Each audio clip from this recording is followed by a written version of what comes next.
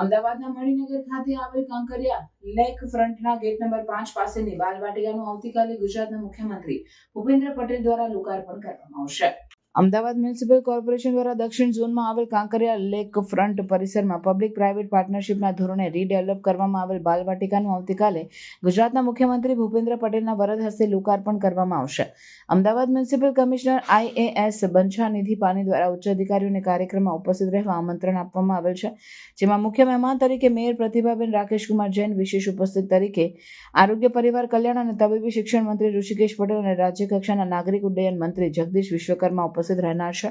આ સાથે સંસદ સભ્ય હસમુખભાઈ પટેલ, દિનેશભાઈ મકવાણા, રાજ્યસભાના સંસદ સભ્ય નરહરી અમીન, પૂર્વ ગૃહ રાજ્યમંત્રી રજનીભાઈ પટેલ, ધારાસભ્ય બાબુભાઈ પટેલ, અમિતભાઈ પી શાહ, જીતેન્દ્રભાઈ પટેલ, હર્ષદભાઈ પટેલ, અમુલભાઈ બી પટેલ, અમિતભાઈ ઠાકર, કૌશિકભાઈ જૈન, દિનેશસિંહ કુશવાહ, અલ્પેશભાઈ ઠાકોર, હસમુખભાઈ પટેલ, બાબુસિંહ જાદવ, દર્શનાબેન વાઘેલા, કંચનબેન રાદડિયા, પાયલબેન કુકરાણીની પ્રેરક ઉપસ્થિતિ રહેશે. Deputy mayor Jatin Patel, standing કમિટીના ચેરમેન દેવાંગ દાણી, મ્યુનિસિપલ શાસક પક્ષના નેતા ગૌરાંગ પ્રજાપતિ, મ્યુનિસિપલ શાસક પક્ષના દંડક શીતલ આનંદકુમાર ડાગા,